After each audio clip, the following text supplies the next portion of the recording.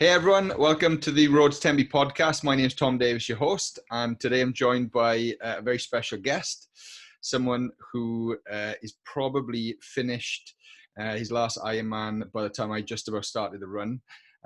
He's a very, very, very good athlete, someone I'm excited to talk to, and I'd like to welcome Craig Burrows. Craig, welcome to the podcast. Morning. Thank you very much for having me.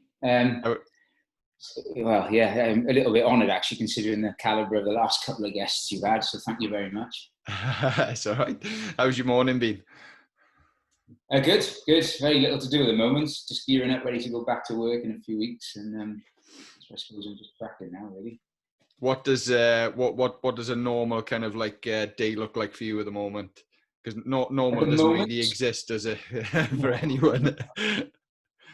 Normal for me at the moment is I probably get up a little bit later than normal. I'll get up around 8ish, which is a delight. Quick bit of breakfast. I'll do a training session. I'll have a little bit of lunch. I'll do another training session. I'll have a little snack. I'll do another training session, and then by then my wife's home from work. So quality. So it's all done. So are you literally doing like 3 training sessions a day? Pretty much, yeah. Some days 2, but most of the day it'll be 3. Okay. Short ones. So am I literally taking one of your slots here for your training session, or you got a day off? Today's a day off, actually.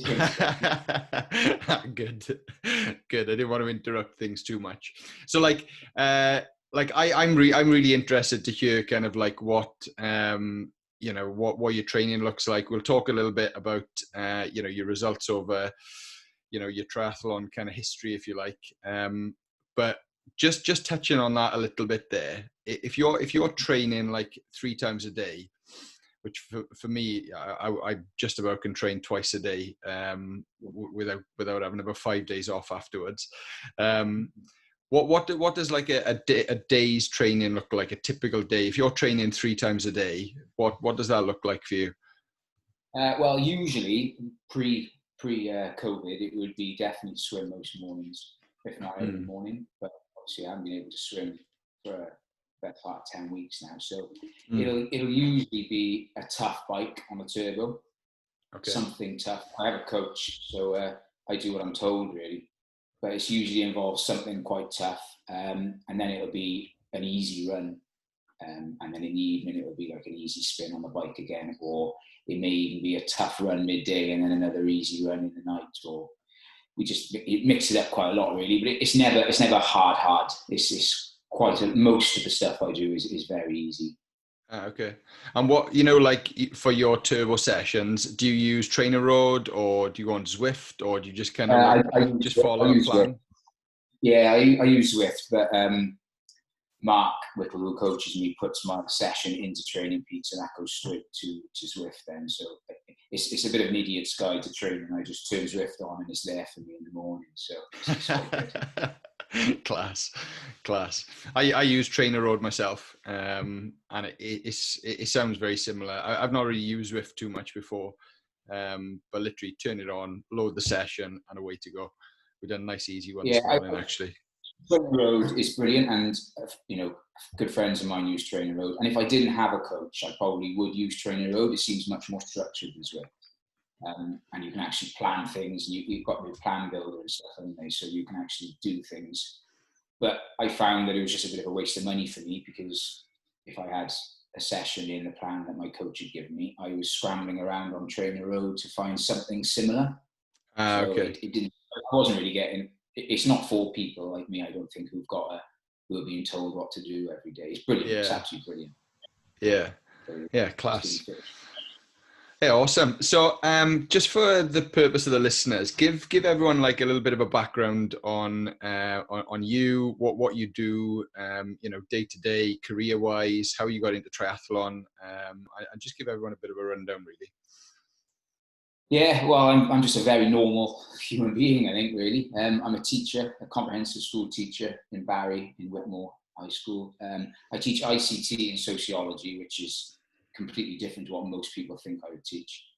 And in terms of sporting background, all I've ever done is played football. Since I was old enough to run, all I've done is play football. I've never been interested in any other sport. I never played rugby, cricket, anything. I just played football all the way until 2 years ago, when I had to decide if I was actually going to try and take triathlon a bit more seriously, or continue to try and do both. But the injuries were building up, like the little niggles from a Saturday game. So in the end, I had to just knock football on the head, sadly. But if I could, I would still do both. Yeah. Do you miss the football side of things? I do.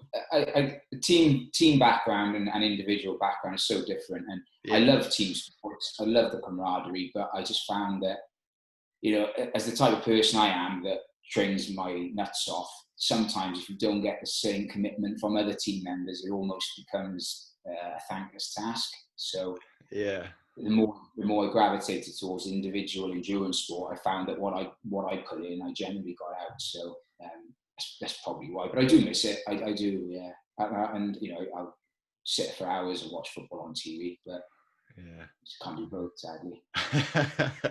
Yeah, I'm not a massive football fan, unfortunately, so I can't really join the conversation there. I've got a bit of a weird background in terms of like sporting background. I've done a little bit of everything. I've never really played football, but golf is my main background. So again, like a real individual kind of sport, and that is, the way you describe triathlon there is pretty much exactly the same for golf. What you put in generally is what you'll get out. I mean, you can obviously waste a lot of time probably in both sports, I would imagine, but yeah, it must be quite different going from kind of like that team background into a more individual sport like triathlon. So when did you actually start triathlon? Well, 2013 was when I signed up for Ironman Wales 2014, and I had zero history in it. I didn't even own a bike. I happened to be down in Tenby with my girlfriend, who's now my wife at the time, and I said, "Oh, come on, let's just go into Tenby and watch this thing." And you either stand there and you think, "Oh, that's the bloody idiots they are," or you stand there and think, "This is brilliant." And I said to her, "I'm going to sign up for this next year." Whatever. I said, couldn't swim in length. I didn't own a bike, and I had done a bit of running. I was naturally reasonably fit just through playing football. So in my head, I was Mo Farah. But I signed up, and from there really, and Ironman Wales was my second triathlon. Oh wow! Stupidly, really. I think I was young and naive at the time, and I thought that it would be a lot easier than it was, and it was a truly humbling experience. My first time. So 2000 did you say 2014 you done it? Yeah. And what was your result there in 2014? 13 hours and 44 minutes. And I was so proud of myself for doing it. And I think, no lie, I think I cried from the moment the first wave hit me in the face to the moment I got out of the water that day. It was horrendous. And I couldn't comprehend how those swimmers could do it. I swam in an hour and 27, and I felt like I'd been in there all day. Really? It was awful. Yeah. And then I was a second shy of 7 hours on the bike. And my attitude to the cycling then was, if my legs weren't burning, I wasn't working hard enough. And got off the bike in 6 hours, 59 minutes. And then I pretty much walked a 5-hour 5 marathon. Wow. And it was humbling, to say the least. I'm glad it happened, because you either wake up the following morning and go, that was awful, I'm never doing it again. Or you wake up and think, well, no, I could have done better. And thankfully I was the latter. And right from that moment, I've not looked back really. It's just snowballed into where we are now. That's amazing. It sounds like you had a very similar introduction to Ironman Wales and triathlon to me, to be fair. And I've mentioned it in a few other podcasts, but I think actually it might have been 2015 was my first experience when I went down. It was either 2014 or 2015. And I literally got there. I didn't have a bike. I didn't even know kind of like what order the events went in. So I didn't know whether it was like bike first, swim first. I had no clue. And I just remember getting down there and not really wanting to go down, thinking, can't be bothered to go all the way down to Tembe. We got to go through all this traffic, and there's people stopping us going here and stopping us going there. And literally, I was there for about 10 minutes, and I was into it. I was proper into it. You were shouting for everyone. It just got me straight away, And yeah, it's class, absolute class. It's bizarre, actually. I think we're spoilt here, because after Wales, I then went to Weymouth and Hamburg since then to do Ironman, and it's just nothing. The crowd and nothing there, and albeit that's not the biggest repertoire of races, but from where I've been to watch races, Ironman Wales is vastly superior in terms of support and atmosphere, and just this feeling that you get when you're there. Yeah, I can't quite describe. It's very difficult to describe with somebody who isn't sort of into it. Just yeah, definitely. So like fast forwarding then to 2019. So you've done your first triathlon, second triathlon in Ironman Wales, 2014, 13 hours 44. Fast forward to 2019.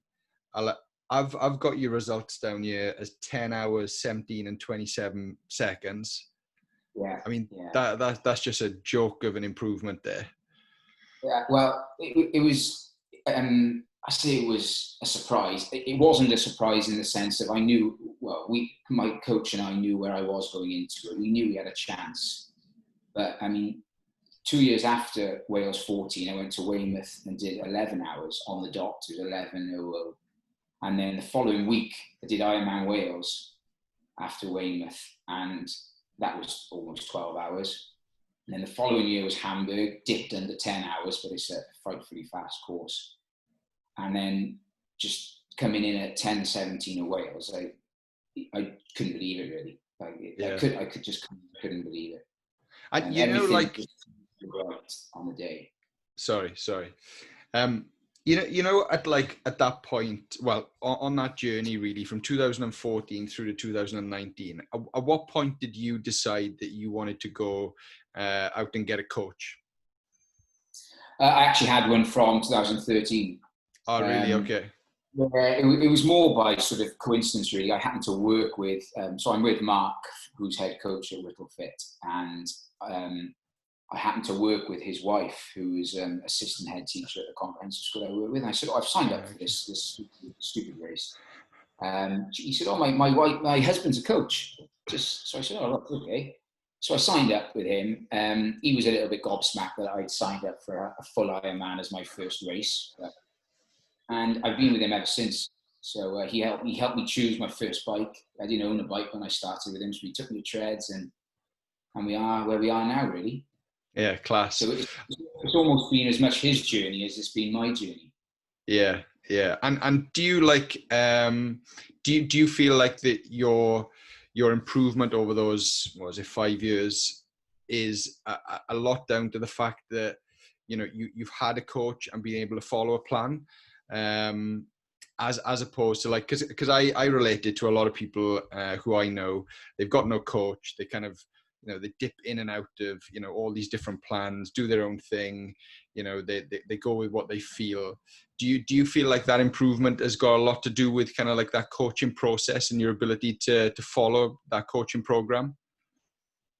Yeah, absolutely. I'm not the type of person that, despite being reasonably motivated, obviously, to get to the level of a 10-hour Ironman, but I'm not the type of person that can get up and plan my own day. Like, I'll find any excuse under the sun not to swim, any excuse, anything. And if it's raining outside, I may try and move my run to another day. But if I have a coach, I have this accountability that even 6-7 years later from being with him, I still have this accountability where I don't want to let him down. And if I haven't done something, I feel I still have to justify to him why I haven't done it. And he probably doesn't care half the time why I haven't done a 30-minute easy run, but I still have this accountability that I feel that I have to do what I'm told. Yeah. But if I was planning my own sessions, I probably wouldn't have that at all. Yeah. I'm not particularly motivated to do something off my own back, whereas if I'm told to do it, I'm fine. Yeah, class. So I think having a coach helped me. Yeah. I've got a coach at the moment. I think the guy's coaching me, Dan Farmer. Oh yes, I do know him well. Yeah. And we've like I think he's a brilliant coach, and he's got like an amazing group. So we do like these group workouts on Trainer Road on a regular basis, and just like you said, you know, it's like by 7:10 this morning, you know, I was my bike session was done, you know, and I would never in a million years have been getting up at 5 o'clock to do a bike session. And it's just that like kind of group culture, the accountability, you know, it's Well, he's awesome. very analytical man as well, isn't he? He's very into his numbers and he's very scientific based. So it's quite nice actually having some tangible data that he can look at. Yeah, exactly. And like I enjoy that side of things as well because of my background in golf and because of like the journey I've been on in my career for golf. Like it's very numbers based, and everything is done by numbers. So like that kind of really works for me, and I find it massively beneficial. I've got to be honest. Yeah, it's interesting. So talking a little bit about 2019, and again, like freaking hell of a result. What was your goals going into that event, and kind of like how would you reflect on your you know the breakdown of the event there and where you could have improved potentially, where potentially you thought you excelled, you know, based on your goals. Give us a bit of a rundown on that. Well, it's I sort of flashback to 2018. I was due to do Wales in 2018, but I got knocked off my bike just 3 weeks before. Oh wow! So it was my last long recce ride actually of the Ironman course, and sadly I got knocked off. So that was put on hold. Yeah, I was gutted, and I actually feel I was probably in a better place for 2018 than I was maybe going into 2019 mentally anyway. But yeah. So I sat down with Mark after the bike crash, and I had 3 months off, and we just said, right, goal next year is Kona. Looked at all the results from the last 5 years. So we sat there in Starbucks and we had the results up for the top 6 age groupers in my age group for the last 5-6 years, and we narrowed it down. We pretty much said if I can hit 10 hours, I'm going. Pretty much was that if you get 10 hours, you're going. And we looked at the times, then we you know, there's a bit of leeway there depending on the weather, because it's so changeable at Wales, isn't it? The weather can add on 15, 30, 45 minutes to times year in, year out. So we sat down, so we looked at my run, and we felt, you know, coming off a 2:50 London Marathon, the run was where it needed to be. I don't think speeding up the run wouldn't have made me any faster, because, well, as you know, as well as everyone else listening to this, it's not a case of how fast you can run, it's how slow you can slow down, isn't it? Yeah. We felt that rather than go for speed, we'd go for strength. So we did lots of hill running that year. I chose a route around by me that had a similar elevation to Wales run, and I ran that most loops. And the swim, the swim had to dominate my training for the year. My swim was weak in comparison to everything else, and so I had joined a masters club that was 3 mornings a week. Now, since then, I had a swim coach, so I had a few endless pool lessons and some technique lessons. So that was the plan, and the bike we would just continue as we were doing, 3 to 4 turbos a week, and an outdoor ride is pretty much what I've been doing for 5 years. So we just continued it really, but we just upped the swimming and lowered the running volume. Okay, so you know, like your breakdown then. So your run was 3:17, bike 5:38, and swim 1:10. Did you hit your numbers for bike and run? Yes, yeah, we did. I mean, I'm immensely proud of all of those times, and I know some people, I could have gone faster, and in comparison, some people would love those times, and other people would dwarf them. So I'm massively proud of it. The run, we were aiming for 3:20, and I dipped under at 3:17. So pleased with that. The bike, we were hoping for around 5:40 or 5:35. So we were there or thereabouts. Swim, and I remember having a vivid conversation with my wife beforehand. I said, if I swim an hour 5, I'm going to Kona. If I swim an hour 10, I'm not. she said, "Oh, don't be silly." I said, "Honestly, that is how close it's going to be." And I swam an hour 10 and I missed out by under 5 minutes. So it's easy to say how it felt, isn't it? But, yeah. So what do you kind of like? What do you put that down to then? Like that, if so, I'm assuming you felt like your potential is 105 or better. And yeah. if you've come out of 110, where do you feel like those 5 minutes were lost there? It's hard to say with a swim. I mean, unlike running and cycling, I can't pace the swim really on feel. I'm not a good enough swimmer, and I haven't been swimming long enough to know how I feel. I'm either tired and my arms slow down, or I feel okay and my arms speed up. I haven't quite got that gauge of swimmers that, you look at the top age groupers like Nathan Ford and Horsford Turner, who's swimming 47 minutes. Like, they probably know what pace they're going without even thinking about it. Yeah.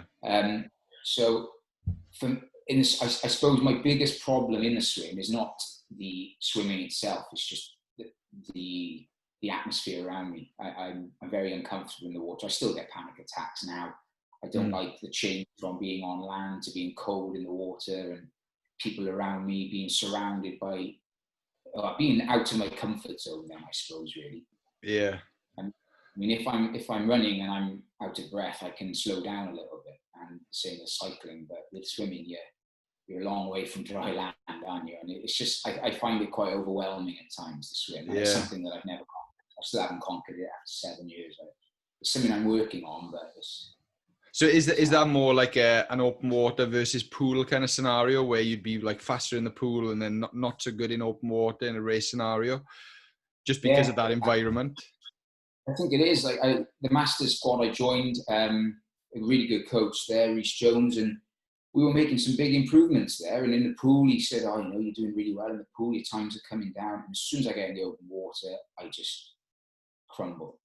And it is something that I'm just going to have to do more of. I think, like, the plan this year was to do the Solver swim, the 10-foot swim, and just get in the mix really, and just put myself where I don't want to be. And I think doing that more will hopefully ease my anxiety. But I think it's as much a mental issue as it is a swimming ability issue. I think my open water problem. Yeah, one of my friends actually. I'm sure you won't mind me mentioning this story, but I mean, he was a little bit stupid, to be fair, in terms of the way in which he prepared for this event. But in 2018, before we did Ironman Wales, we went up to Stafford under the 70.3, and in the practice swim. So we went down there I can't remember whether the event was a Saturday or a Sunday, but the day before we went to do a practice swim anyway. And he was in a lake, and he's putting his wetsuit on. He's asking me a few questions about his wetsuit. And like, I'm no expert, and I definitely wasn't an expert then, very, very much a beginner. And then when we got in the water, he's like, "Oh, this is the first time I've been in open water." And I'm like, you are? And he completely, even in the practice swim, he had a panic attack. And I'd get dragged out of the water in the practice swim. And unfortunately, he didn't make it around in time. Then, in the event, he got pulled out of the water, and that was the same scenario as what you're describing there, where more than capable of getting around that swim, and posting some really, really good times in the pool. I'd go swimming with him, and there wouldn't be that much difference. But you put him in an open water scenario, and he really kind of there was skills there which he just hadn't quite mastered, and mentally as well, he was way behind. So Chambers, if you're listening to this, I'm awful sorry for bringing that up. But it was just popped into my mind there when you were just talking about that difference between open water and pool swimming. But it's definitely a skill to be acquired, and mentally more than anything. I mean, the worst thing you can do, I find, is if I go swimming, just if I stop. If I'm swimming across, North Beach, for example, if I'm doing a North Beach recce and I'm swimming along the back, if I stop and just tread water and look around, it's the worst thing I can do. Like, all of a sudden, I feel like I'm in France. I feel the shore is so far away. And then I can feel my anxiety raising and then raising. I'm like, oh my God, what if I get swept out to sea? What if this happens? What if a big shark comes and eats me? Like, all of these thoughts, I hate it. Yeah. And I don't know how I'm going to get over it, but we'll get there. We'll get there some point. I'm sure. Yeah. What about like the contact? Because that, like, because obviously the race entries have kind of like, or the race starts rather, have evolved a little bit over the last couple of years. Do you think, like, with you racing for quite a long time since 2013, I'm assuming when you first started, it was like a proper mass start in Tembe? Yeah, it was. Yeah, it wasn't this rolling start. It was a running job. Yeah. As that put, like, do you feel like you was affected by that start, like, previously, or um is it kind of like something else which is causing that kind of like mental barrier, if you like? That it doesn't help. I mean, this summer just gone, preceding Wales, James Granfield, a friend of mine who's a very good swimmer, took me down to Porthcawl, and he would swim right alongside me, and he'd be as aggressive and annoying as possible, just to try and rough me up, just to get me used to it. And he could tell I'd start wandering off then to the right just to avoid him. And he's almost like, you need to be a bit more brave in the water and just, impose yourself a little bit more. Whereas I'm any contact and I'm shooting off the other direction. So Yeah. It's not like I haven't done the prep. I've tried a lot of things. Yeah. No.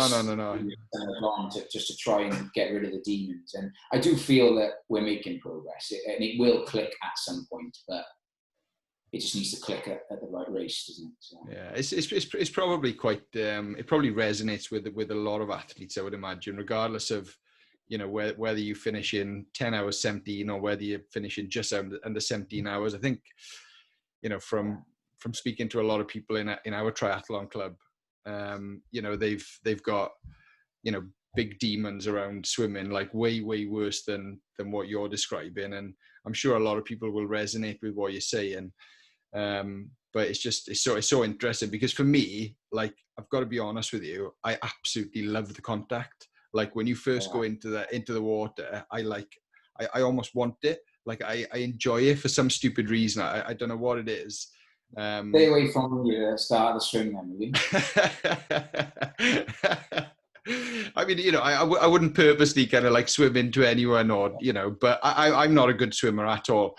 I'm almost like my swim in Ironman Wales in 2018 was 106. And I don't know how the hell I done that. I've got to be honest. I really don't know, because if you see me in the pool, I'm not that kind of swimmer at all.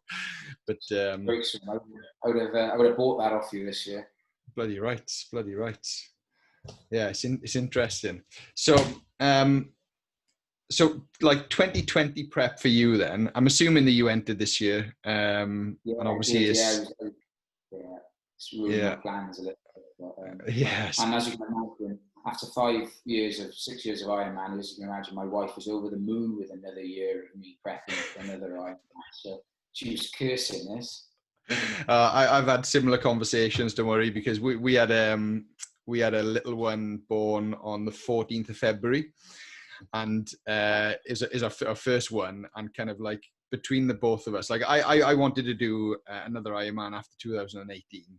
I ended up having a new job last year, so that kind of put a bit of a spanner in the works. I really wanted to focus on that, and like it wasn't really my decision to kind of enter this year. It was more kind of like my other half. She suggested it because she said, well, we've got a little one, being born around February time. I'm going to be on maternity leave. This is probably going to be, the best time over the next couple of years for you to do it. That's your last Ironman for a while, that is. Well, exactly. But like she like, and for me, to be honest with you as well, it's going to be difficult, a lot more difficult next year for me to do it than it would have been this year, because she's going to be going back to work. We're going to have childcare stuff to encounter, and yeah, it's definitely not going to be great. But yeah. But anyway, so your 2021 prep now then, kind of have you reset your kind of like goals for next year? Compared to this year, with having like maybe a longer prep into it for next year? Well, pretty much every race has been moved. I mean, I'm still waiting for London Marathon announcement. I mean, they've moved it to October, but they're going to be announcing on the 20th of June, I think, what's happening with that. I can see them moving that to next April. Back. Yeah. it's almost like the whole year has been moved. But I mean, when you sent me the brief topics of what we'd be discussing, it's quite hard, isn't it? Because people listening or people wanting to go under 12 hours or faster Ironman, they're already in a certain bracket of prepared. They've already got decent equipment. They're already quite well invested in it. So it's quite hard then to make time goals. It's quite hard at Wales because, as we said, it can change so much with the weather. You can be super fast one year and then super slow the next year. So goals haven't changed. I mean, the overall goal is to still qualify for Kona at some point. That's the overarching goal. The other goal for 2020, so now moving over, was to run a 2:40 London. So that will roll over now to next year. And that's pretty much the two goals, really. I mean, I set a target at the start of the year to run a PB half marathon, PB marathon, and to PB at Ironman. And the gods must have been thinking, no chance of doing that, so they've kindly moved everything over to next year for me. Class. That's awesome. So like rewinding a little bit to your 5:38 bike split. Like I had a similar bike split in 2018 to your first Ironman. I was nowhere near 5:38. I was just over 7-hour mark. What has been the difference for you, kind of like going from, on the bike 7 hours to getting 5:38? Is it just the accumulation of training over the years? Is the fact that, you've got better body composition? What would you put that down to? I think you've probably hit I think it's sort of an amalgamation of everything, but it did take me 3 years, I would say, of being with Mark and solid, consistent coaching to see any real improvement on the bike. It was very frustrating for a very long time. I wasn't making any improvement.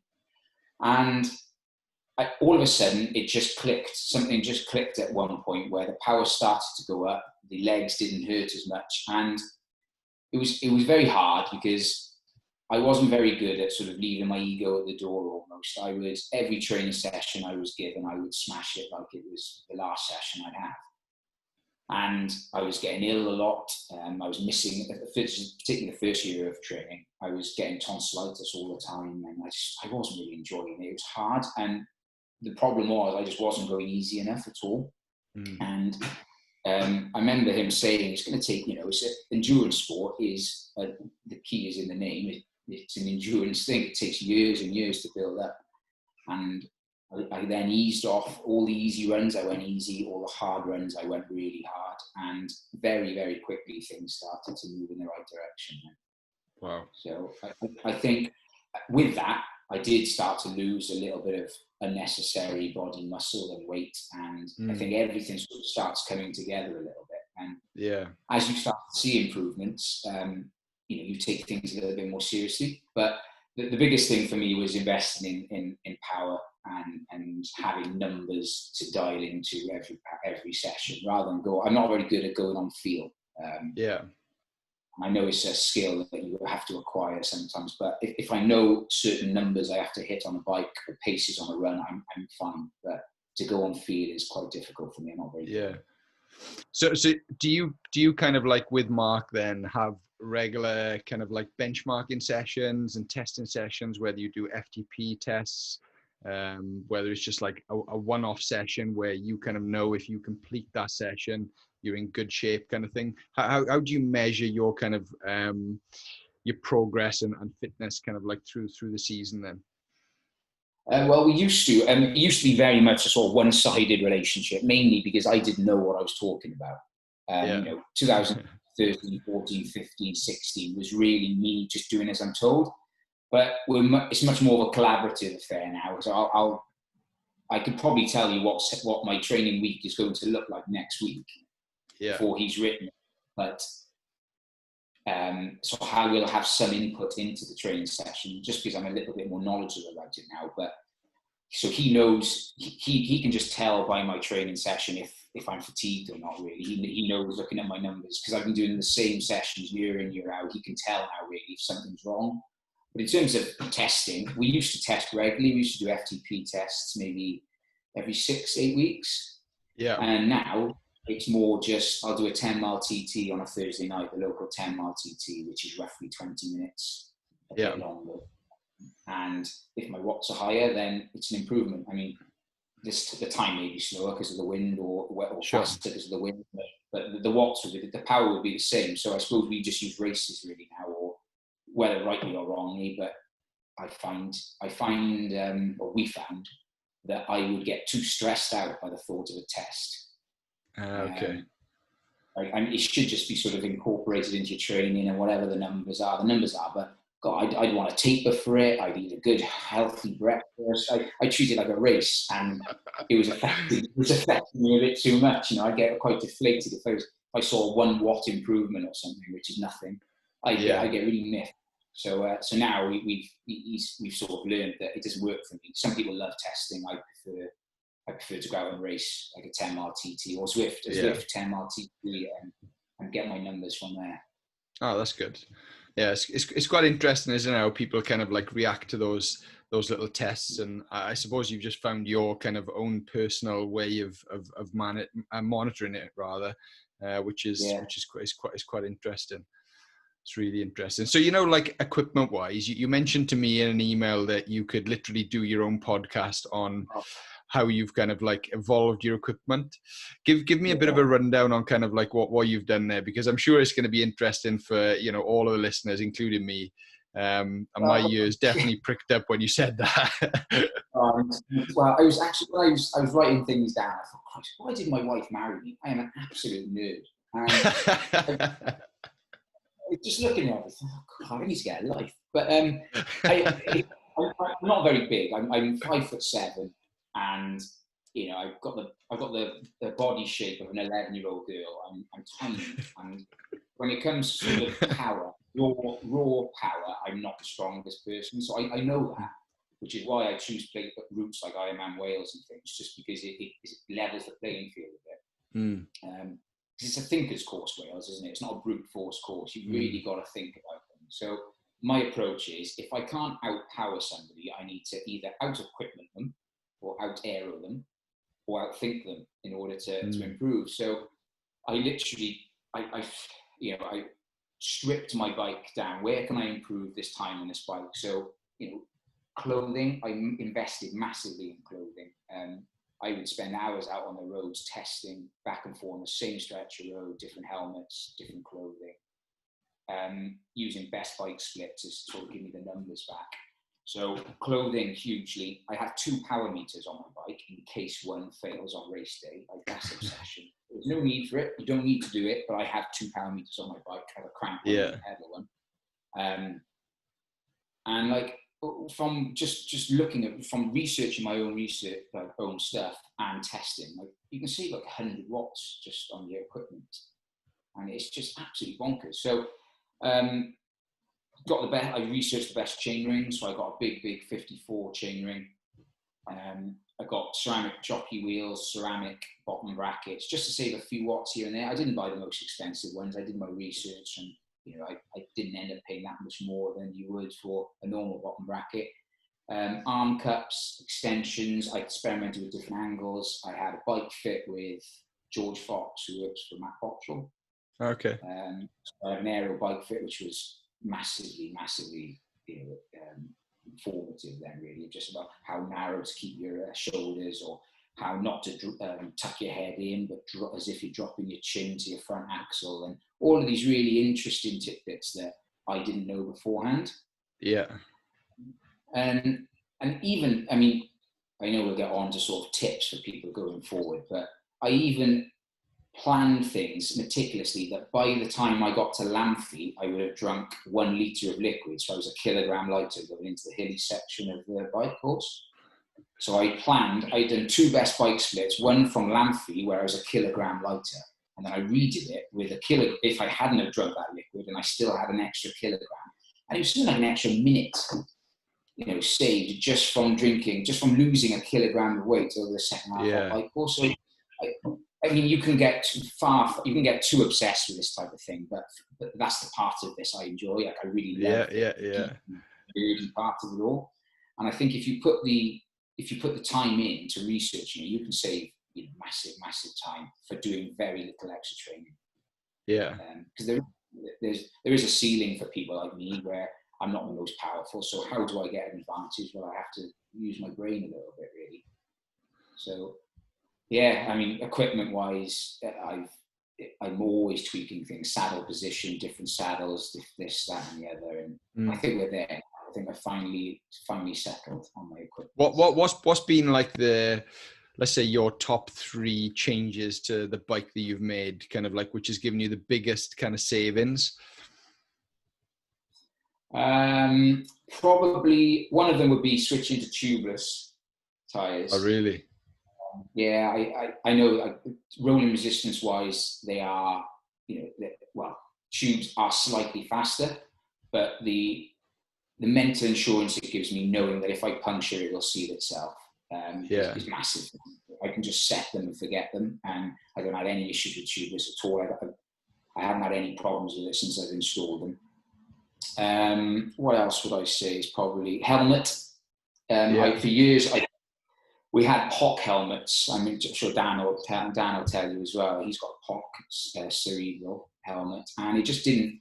When I went for the bike fit, it just didn't sit on my head the way a helmet should. There was lots of gaps, and sure, with a bit of testing out on the road, it turned out to be a few minutes faster over a long course. So little things like that, really. I changed my cranks to quarter cranks. I went from 170s to 165s, which did help my hip angle a bit. I got quite tight hips. Yeah. So I reduced the angle there a little bit. But I would say probably the biggest thing is I only train on my TT bike.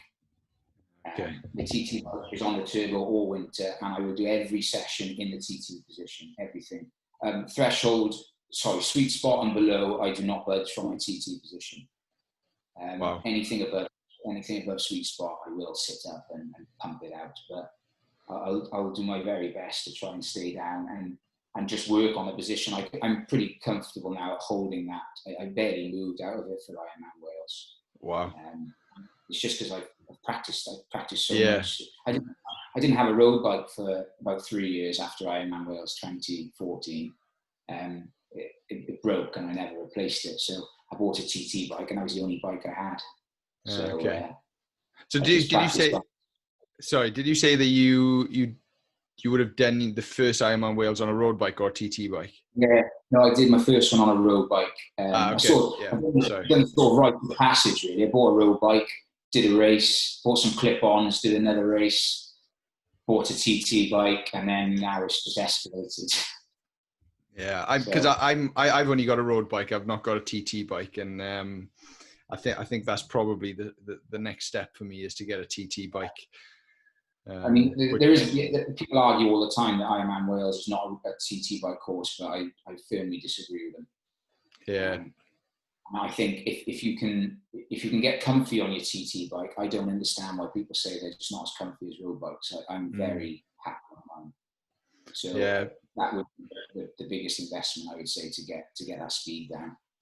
Yeah, I was speaking to Dan about it, and he said exactly the same as what you said. And I think he compared his time in Ironman Wales versus long course, and he said his time was roughly about the same, but the way he felt coming off his TT bike in Ironman Wales, he was so much fresher and just felt more ready to run, off a bike rather than in long course. He said he felt shelled coming off his road bike. But yeah, for me, it's just like I don't even know. I've never been on a TT bike before. I've got no idea how it feels, but I'm quite excited about kind of about getting that. To be fair. 2 seconds. Do you mind if I just answer this door? Go for it. What's your city? Burrows, Burrows. Sorry, I was on that. You can edit this out, can't we? It's all right. We'll just leave it in. I thought it might have been your turbo trainer. Is it really? Wow. Yeah, it's just right. Quality. Yeah, I'll leave him there until afterwards. But But yeah, so yeah, TT bike. I absolutely insist that it is a TT bike course, Ironman Wales. There's no doubt about it. Class. Awesome. So, so for, I guess for me as well, and I'm more interested in this maybe than a lot of the listeners, but like my goal for my next Ironman, I want to get like Ironman Wales. I want to get under 12 hours. My big goal. What would be your kind of like top tips that you would give for anybody looking to kind of like to beat that 12 hour or really any time, time goal they've got? Like out of your experience over the last 5 or 6 years, what would you say is the top 5? Well, I thought about this, and I people always give generic answers, don't they? Enjoy yourself, get a coach, work on your weakness, all that jazz. And I thought, what has actually worked for me? I think discipline. I think it's very, very easy at Ironman Wales because of the technicality of the course. It's so easy to chase people who go past you. And I set average power and normalized power on my Garmin. And I make sure that I try and keep my normalized power within 10 watts at average by the end, because it's such a hilly course. But again, I ran the numbers, and for an extra 30 watts up Templeton, I was going to save 9 seconds. And those 30 watts were the difference between me going into threshold or staying much, much below threshold. And I think the accumulative fatigue that you will burn by smashing the hills at Wales is the biggest reason why you will end up walking on the run, and it was certainly the reason I did in the first Ironman. So I suppose for the tips I would give for anyone, well, I say tips, experience then that I've had, has helped me as well. Be meticulous about the course. If you can recce that course, more than any course, recce that one. You'll start to know where you can go fast on the descent, where you need to ease off on corners. So that goes without saying. If you can get on the course, great. Because it's not about raw power, is it, at Wales? It's about using your brain. And I think as long as you are disciplined on the hills, you keep your watch to a ceiling, give yourself a ceiling at the start, or give your heart rate a ceiling, and just try and stick to it on the hills. Don't go bananas. You will catch up with people eventually. And running. For me, it wasn't. I wanted to get faster. And every year I'd say to Mark, right, I need to get faster at Ironman Wales. He said, no, you don't. You don't need to get faster. You just need to get stronger. You just need to be able to not fatigue as quickly as you did. And my first lap of Wales 2014 was, I think I did the first 10K in like 50 minutes. And then the second 10K was an hour and 10. And then the third 10K was like an hour and 20. And I just capitulated. So, for what I did was just, as I said earlier, I ran hills. I chose a route around my house. I planned the route, and it was exactly the same elevation as Ironman Wales. I tried to find a hill that was the same as New Hedges. So, I'm pretty dweeby with my planning, but I tried to get it so that it is as similar as possible. Yeah. And then I would run up it at Ironman pace then, and it was slow. Slower. It's not slow. Sorry. It's slower than what I would normally run a marathon pace at, but roughly 10% slower, they reckon, don't they? An Ironman run is if you pace it well enough. So, and I would be going up there, which I thought was too easy, but then you coming back down the hill, you can really pick up your pace. So that was my plan for 2019 just gone, was to run up easy and run back down hard, and I did do that to a certain degree. And just consistency. Like you're not gonna qualify for Kona with 1 year of training, or if you are, you're an elite athlete already. Yeah. It takes a long time, and only now am I getting to the point where I can actually back up big session after big session after big session without needing to sleep for 3 days in between it. So we're getting there. So what else did I like? I only walk aid stations at Wales. Yeah. And that's just from a mental perspective. I won't walk outside of an aid station, because if I walk once outside of an aid station, I've already reasoned with myself that it's fine to walk. Yeah. So I'll try and only walk aid stations. And as soon as I get to an aid station, I'll walk, I'll take on some liquid. And as soon as I hit the end of the aid station, I'll start running again. And it's just something that I do to keep me going, really. But it's just, I mean, I suppose the biggest task is everybody who's listening to this who wants to go under 12 hours is already, as we said, reasonably fit, probably done 1 or 2 Ironman, probably has decent equipment. Just be meticulous. Like I recce transition. I timed myself from where I racked my bike, how long it would take me to get to my bag. I mean, I looked like a goon in transition doing this, but I ran it at race pace from my bike to my bag. I timed myself how long it would take me to put everything on. And on the day, I think I was like 4 seconds different from what I thought I'd be in transition. So amazing. I dialed my nutrition down. As I said, I used only beta fuel this year. I didn't use any solids. Okay. And I didn't rely on any on-course nutrition because I wasn't quite sure if it was full or if it was empty or if I was getting what I was supposed to. So carried all my own stuff.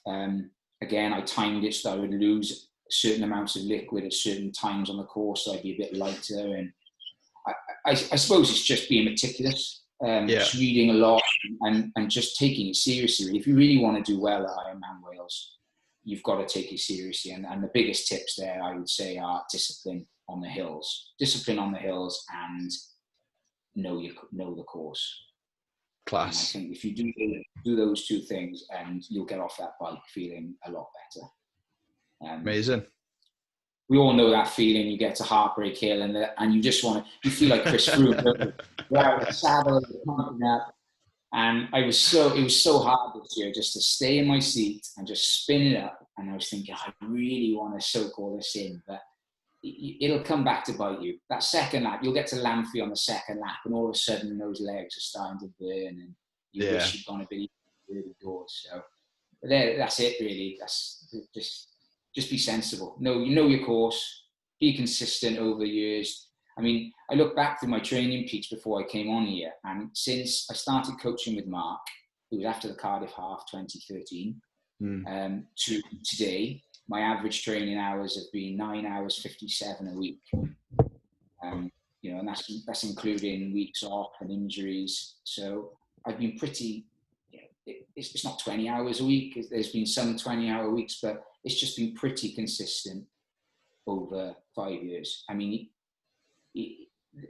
there's no secret sauce, as he always says. It's just doing the same week in, week out, and just getting it done. Like, you can do 3 20-hour weeks in a row if you want to, but you'll probably be injured then for a couple of weeks after it. So just do what you can manage. Just if you can do 10 hours a week for 5 years, you'll be a supreme, endurance athlete. So just do that. Yeah, definitely. I mean, that's the one thing for me which I'm probably not great at. Like consistency wise, I either train like I would say like a professional athlete, or I'm like a professional kind of a professional eater, and a professional slob. I go very much one way or the other, and a lot of my mates are like that as well. And that's been the one good thing about the coaching with Dan, is I've kind of found like a really, really nice rhythm now, of the training. And like last week, I think I clocked up maybe 12 hours of training, and it really didn't feel like that. Really didn't feel like it. And that's the key, isn't it? It needs to be manageable. You need to be able to do that week in, week out. And I know I don't have children yet, so I'm and my wife is like, I don't know how she puts up with me. She's so supportive, and the hours I spend, bending her mind about this and this aero and this what, and I'm surprised she hasn't left me, but she's immensely supportive. And my school, like my head teacher at my school, like Kona falls in October, so it's during school time. Yeah. But again, he is so supportive of me and my ambitions. Then that they've said, if you happen to qualify, you go and enjoy. Yeah. Oh, that's amazing. I think the biggest key is having support, a good support network. It's very hard to do this on your own. And I wouldn't want to do it on my own. Having the support there and people around you is brilliant. And the friends I've met, like Dan, for example. I mean, I've met Dan through triathlon, and he's brilliant. He's a great guy. Yeah. And I think everybody in this sport seems to be a similar ilk, don't they? They seem to be type 1 athletes, very, very engaged, very all or nothing types of people. And Yeah. It's good. I've learned a lot from people over the years, and I hope I continue to do so. So it's nice to be able to give some experience back. Yeah, bloody right. You said with you being a teacher, does that kind of like, does the event in Wales kind of like work for you in terms of like the summer holidays and everything? Because I can imagine that the timing of it is just perfect. It's my secret weapon, to be honest, because we can only do races in the holidays. So we have been to we went to Challenge Salou a few years back, my wife and I. We've only got summer holidays, so Wales works perfectly. And my in-laws, they've just recently moved to Cosheston down Pembroke. Oh, so nice. Summer holiday comes and I move down there. And I train on the course every single day. Oh, wow. The whole summer, pretty much. And you don't have to do that. I have to do that less and less now, because I know that I've planned routes around here. But it helps. Getting up every morning, driving to North Beach car park, paying you £3 for your full day parking, doing a run, and then you go back and there's food on the table. You can't ask for any more. Really. Quality. Just it's like you've officially arrived. Class. In a couple of years' time, when I have kids or something, that'll all be gone. Yeah, it's I've got all of that to come now over the next couple of years, so I'm trying to make the most of it now. The next year and a half, try and squeeze another year out of it and see what happens. But yeah, we'll see. So Craig, I mean, we've been going a long time here. I think we've gone over an hour there. Yeah, you have to cut some of my waffle out, I think. No, we'll leave it all in. That's what it's all about. Keep it real, innit? Even the delivery man. we'll keep him in there as well. I just want to say a massive thank you for your time. I'm so grateful, and it's really interesting to kind of to hear about your journey, because like I've alluded to you before, it's kind of you've started at a similar kind of I wouldn't say level, but certainly in terms of results, we were both very, very similar to start off, and it's really inspiring to see that you've kind of raised your game and almost getting to Kona, and I'm sure it's that result is around the corner for you, and I wish you all the best. But definitely inspiring listening to to all your tips, and your journey is awesome. Well, I'll make no bones. I'm not a talented athlete by any stretch. I just work really hard, and I think that applies to the majority of the population. If we were all super talented, we'd be professionals, wouldn't we? But yeah, even when I played football, I was never particularly skillful. I just worked really hard and did my job, and I think that as long as you do that in endurance sport, you will see improvements. So yeah, class. Just listen and enjoy it. For any of the listeners out there, where can they find you on social media? Are you on Strava, etc.? Yeah, I'm on Strava, Craig Burrows. I'm actually on social media. I'm on Facebook as Tony Buzz. So the kids in school don't find me. And I'm on Instagram as @twerkburrows again, so that the kids don't find me.